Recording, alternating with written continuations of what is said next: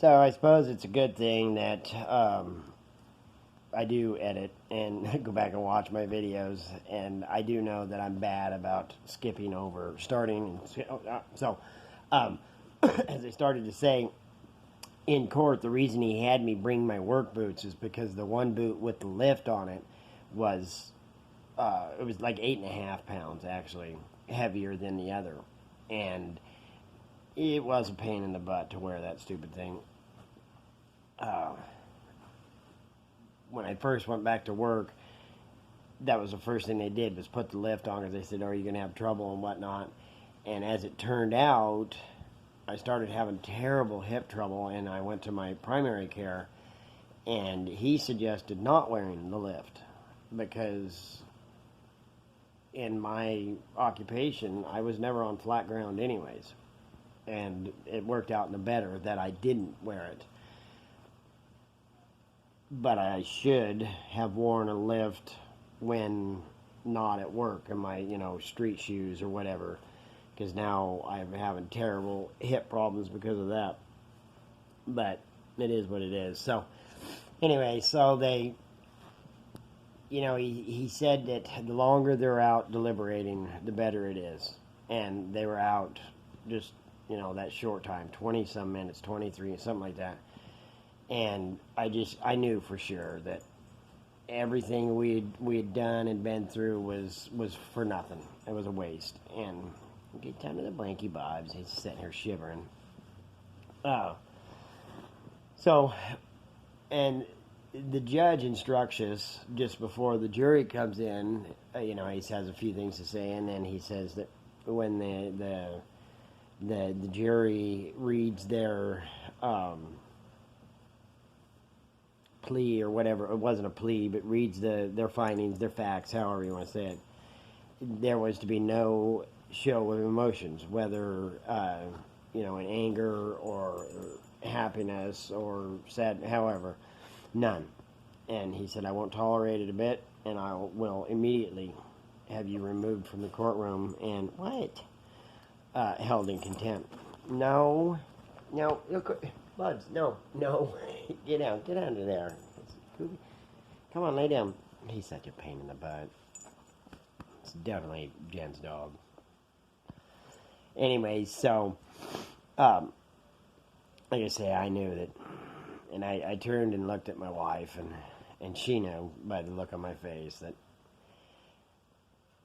But they open the doors, and the jury starts filing in, and as they go past us, the foreman of the jury, this older woman, who I later found out was married to a retired Weyerhaeuser logger, and he had retired with Weyerhaeuser after 40-some years. But anyways, as she walks by, she looks and winks. And my attorney nudges me, and he said, we got it. And I was like, you think so? And he said, jurors don't do that just to, get you excited. So they read and say that it wasn't a guilty or not guilty type plea. And I can't remember how they worded it, but it was worded as, I had won. My sister. So immediately the judge, he cuts everybody off. He's like, out. So my sister, my wife, they get asked to go out, and they go out in the hallway, and they're just, and I'm like, oh my goodness. So he sends the bailiff out to escort them a little bit farther down the way from us. And, they finish up, and it's all said and done, and we walk out of there, and I still don't know. I'm like, and I asked him. I said, what did we end up with? So as it turns out, there's punitive and non-punitive damages. And I forget which way it is, but one way they tax it, and another way they don't. And so I was awarded $3,700 and some change in non-punitive damages. which I do believe I do know that I had to pay taxes on $3,000.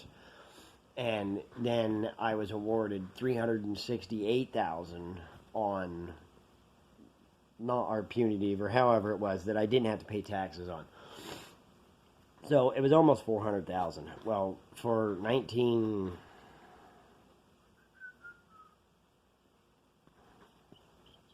2000, 98, 2000, something like that. In late 90s, early 2000, late 90s. You know, that's a pretty good chunk of change, to be honest. So, and the attorney says, my original attorney, he says, well, they have 90 days to pay.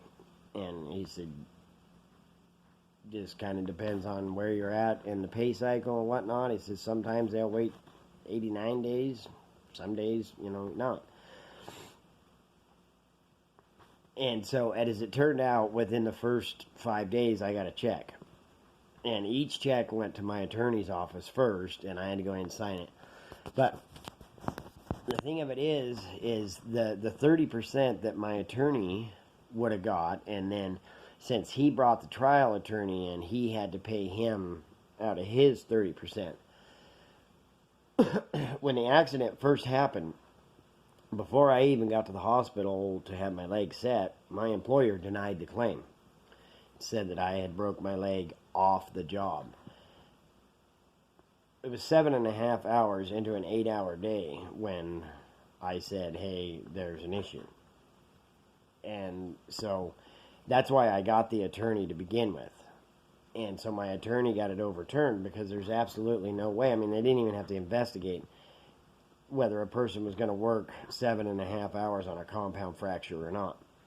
Well, by doing that, now all costs and fees that would be acquired by the attorney now have to be paid from my employer and not me.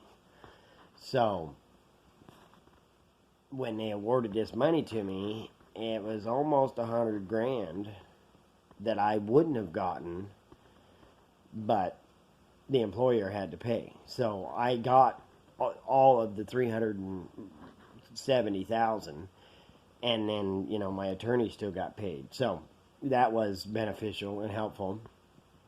And I did exactly what any red-blooded white boy, you know, would have done. I went back to work the next day, and throughout the whole first year, I took 3 days off of work. I'm working on Zach's pickup.